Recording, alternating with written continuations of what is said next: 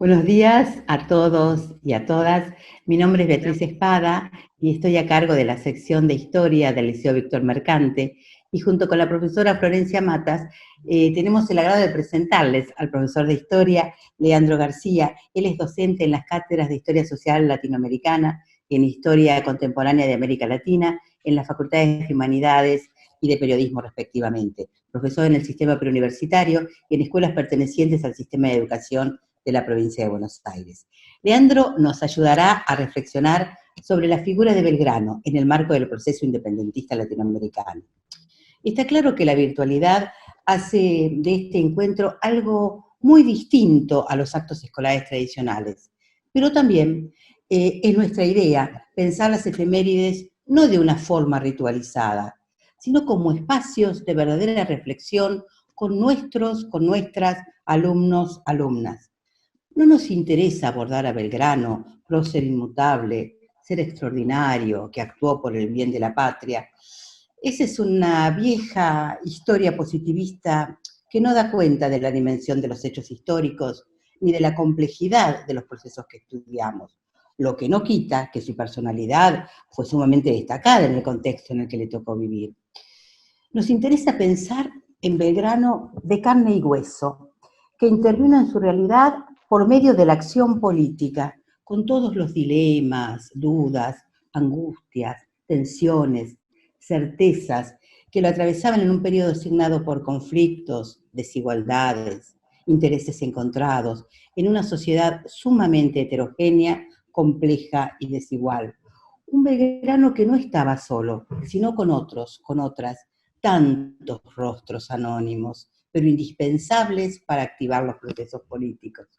Leandro, te hemos escuchado afirmar en otras ocasiones que te resulta imposible pensar en el proceso independentista si no es en el contexto latinoamericano. Nos gustaría que desarrollaras esta idea y que nos explicaras qué rol tuvo Belgrano en ese contexto. Bueno, ¿qué tal? Buen día, gracias por la invitación. En realidad el proceso es difícil pensarlo en términos rioplatenses o porteños o de Buenos Aires, porque bueno, si uno se ubica, digamos, en términos temporales primero, allá por 1808, digo, en relación a la invasión napoleónica a España, eso generó un vacío de poder, digamos, y un impacto en toda la colonia, digamos, que obligó a actuar en términos políticos, digamos, a todo lo que era la América hispana. Entonces, en ese sentido, ya desde ahí les diría que es imposible pensarlo como un fenómeno que se da en una sola región o en un país, digamos, que por otra parte los países no existían, digamos, en ese momento. Por otra parte, digamos, había una interdependencia también económica, política, ideológica, digamos, cultural, muy fuerte en todo lo que era la América hispana, con, por supuesto, tensiones que ya, si ustedes quieren, venía desde antes del acontecimiento de la invasión napoleónica. Entonces, y si ustedes quieren también, como siempre es bastante recordado, como vos decías, Betina, en términos tal vez militares, bueno, también en términos militares es una cuestión continental, ¿no? Porque si uno se pone a pensar el momento en el cual la situación se define militarmente, que tal vez a veces uno es lo que más se recuerda en términos escolares y que nosotros a veces lo dejamos de tener en cuenta, es a partir de 1816, para el caso de Sudamérica, cuando Bolívar y San Martín piensa en el tema militar en términos continentales. Así que hay un sinnúmero de razones por las cuales, digo, el fenómeno tiene que ser pensado de manera continental y de manera latinoamericanista, ¿no? De manera latinoamericana. Digo, es un fenómeno que pasó en la América hispana, digamos, ¿no? Y que está fuertemente interrelacionado, fuertemente interrelacionado. Está claro que nosotros no podríamos estar haciendo ahora, porque aparte es lo que nos enseña cuando entramos a la facultad, de hacer historia contrafáctica, ¿no?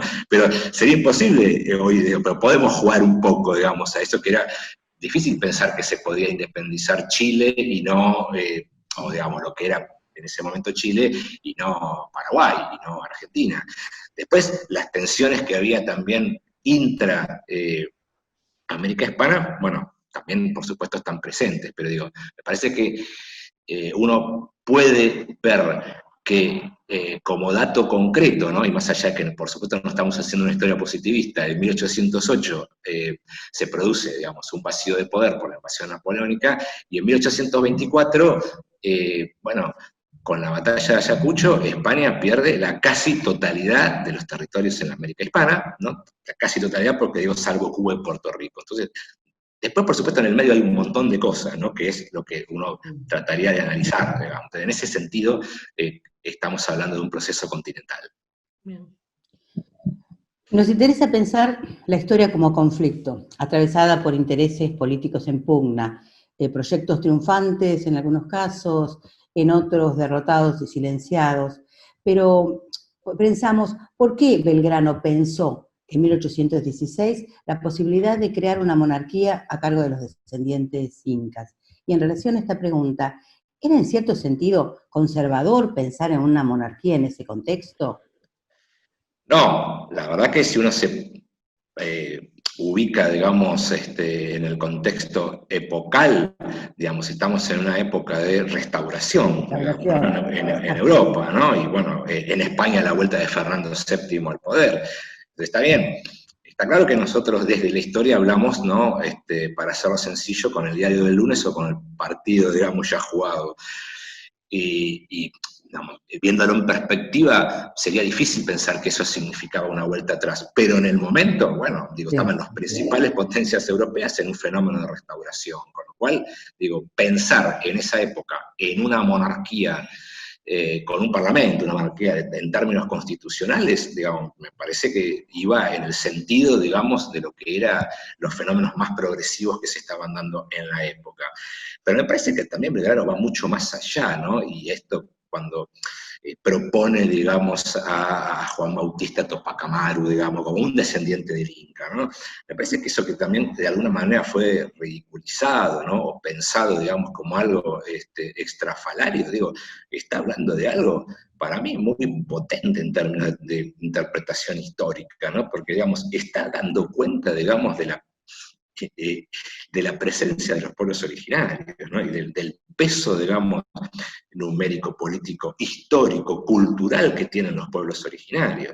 Entonces, me parece que eso habría que preguntarse también por qué esa idea también fue rechazada. De todas maneras, uno puede discutir si eso tenía factibilidad o no, porque bueno, en definitiva no prosperó, pero no tiene nada, digamos, de conservador. Me parece que está dando cuenta también de las tensiones, digamos, ¿no? También uno lo puede ver también como el interés de preservar la unidad territorial, que no es un tema menor, digamos, ¿no? Porque en ese sentido, no, hablaba de una cuestión, digamos, sudamericana ahí, ¿no? Porque bueno, pero ya, digamos, uno ahí podría pensar, y bueno, si en términos de preservar identidad territorial, en términos de tratar de buscar un proyecto, digamos, que una, digamos, bueno, que precisamente busque la unidad con la diversidad, no está tan lejos de otros proyectos como el de la Patria Grande de Bolívar, ¿no? Que en definitiva también estaba pensando en preservar la unidad territorial, entre otras cosas, ¿no? Me parece que ahí hay todo un tema para explorar en eso de que queda como anecdótico o extrafalario esto de tener una monarquía, digamos, liderada por un Inca. Es decir, algo, insisto, me parece a mí de una enorme potencia como para poder pensarlo, y algo que me parece que estaba dando cuenta de las tensiones que podía haber entre los proyectos políticos de los libertadores y las realidades sociales sobre las cuales había que aplicar ese proyecto político. Muy claro. Leandro, Belgrano tradicionalmente es asociado como el creador de la bandera, lógicamente, pero ha sido un gran promotor de la educación, ¿no? Le ha asignado un lugar bastante privilegiado. Nosotros como historiadores sabemos que esas celebraciones han estado, digamos, relacionadas a celebraciones de aniversarios de hechos históricos que están vinculados a la creación del Estado y a la creación de la nación junto con el Estado, ¿no? Y que la escuela, en ese contexto, bastante posterior a Belgrano, ha sido un vehículo muy importante de transmisión de esa identidad y de construcción de esa identidad, y ha sido una gran cohesionadora y homogeneizadora de esa identidad nacional en ciernes, por decirlo de alguna manera. Entonces, la pregunta sería, ¿por qué, digamos, si el Estado y la nación no existen como tal en 1815, 16, 19 años en que Belgrano está actuando activamente, ¿por qué él está pensando, digamos, en la promoción de la educación? ¿Desde qué lugar lo está haciendo? ¿Vos crees que él realmente está pensando en la necesidad de construir esa identidad nacional o que lo hace desde otro, digamos, desde otro lugar? Sí, arranco por lo primero que dijiste, Florencia, el tema de, digamos, nosotros, digamos, aprendemos con H, digo, y sin H, digamos, ¿no? A un Belgrano que está construido fundamentalmente con la formación de los estados-nación en las, que sería, bueno, para poner una fecha, en 1880, digamos, en la último tercio del siglo XIX, con la creación del estado-nación. Digamos, ahí los países latinoamericanos empiezan su construcción estatal y esta idea de estado-nación. Ahí también la élite dirigente construye su panteón de héroes, ¿no es cierto? Y ahí se construye el Belgrano, digamos, de la efeméride, ¿no? Que nosotros, digamos, estamos tratando de alguna manera de deconstruir. Ahí, digamos, si uno ve la operatoria que hicieron, por ejemplo, hablemos de Argentina, la historia mitrista, digamos, no hay por qué no decirlo de otra manera, ¿no? Digamos, genera esta idea de una nación antes de que exista la nación, o una identidad antes de que se construya, digamos, esa identidad. Entonces ahí creo que lo problemático es la influencia que tuvo esa acción. Es decir, si Belgrano está a través de la educación tratando de construir una identidad, es probable, porque aparte inclusive habla de americanos, y lo contrapone a lo extranjero, ¿no? No habla de, no habla de Argentina, no habla de los americanos. Bueno, ahí uno podría, claro, y me parece que ahí también está el tema del proyecto continental, por ahí obviamente imperfecto, configurado, digo, en una situación que por otra parte era premiante, ¿no es cierto? En una situación, digamos, digamos, cambiante de todos los días. Ahora, ¿de qué manera, digamos, podemos pensar en términos de la educación? Bueno, ahí también me parece que es un aspecto, digamos, muy interesante del cual hay que salir del tema de que donaba su dinero, lo que ganaba las escuelas, que por supuesto, digo, está muy bien, nadie está discutiendo, digamos, ese gesto. Me parece que ahí lo que está viendo es, como él decía, un plan de acción, un proyecto, digamos, ¿no? Un proyecto porque estaba hablando de la escuela gratuita, digo, ¿no? Está hablando de la escuela pública, y no es forzar interpretación. Está hablando de la escuela para mujeres, ¿no es cierto? Y más allá de que, por supuesto, lo que muchas veces por ahí uno habla con los alumnos, que decimos como una escuela para mujeres, y después a uno le dicen, sí, pero para tejer, para bordar. Bueno, sí, está bien, pero estamos hablando del principio de la década, perdón, principio del siglo XIX, digamos, ¿no? ¿Por qué? Porque se consideraba, por ejemplo, que la mujer tenía que salir del ocio, decía Belgrano. Eso para el 1800, digamos, es algo sumamente rupturista, ¿no?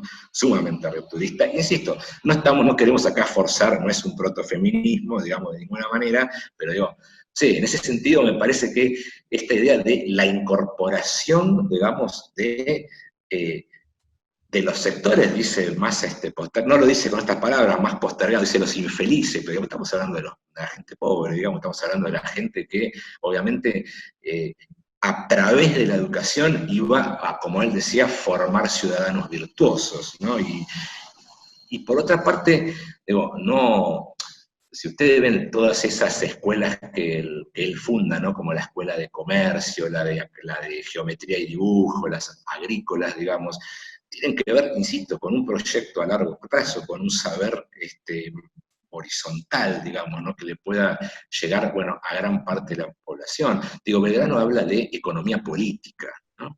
No me parece un tema menor, ¿no? Habla de economía política, ¿no? Habla también de, por ejemplo, lo que debería ser la formación del ministerio religioso, porque era una persona religiosa, no hay por qué negarlo, digamos, de ninguna manera. Ahora, el tema es que habla de la función, digamos, del ministerio eclesiástico, dice, a partir también de instruir, digo, sobre el cultivo de las tierras, las artes, el comercio, dijo, y digo, es el mejor medio, dice, de socorrer o prevenir la mendicidad, ¿no? Como uno podría decir, bueno, qué interesante eso, o sea, la iglesia no está para eso, digamos, sino para prevenirlo, a través de que, bueno, de todo este tipo de actividades. Entonces, digo, me parece que ahí hay una cuestión interesante también como para empezar a rescatar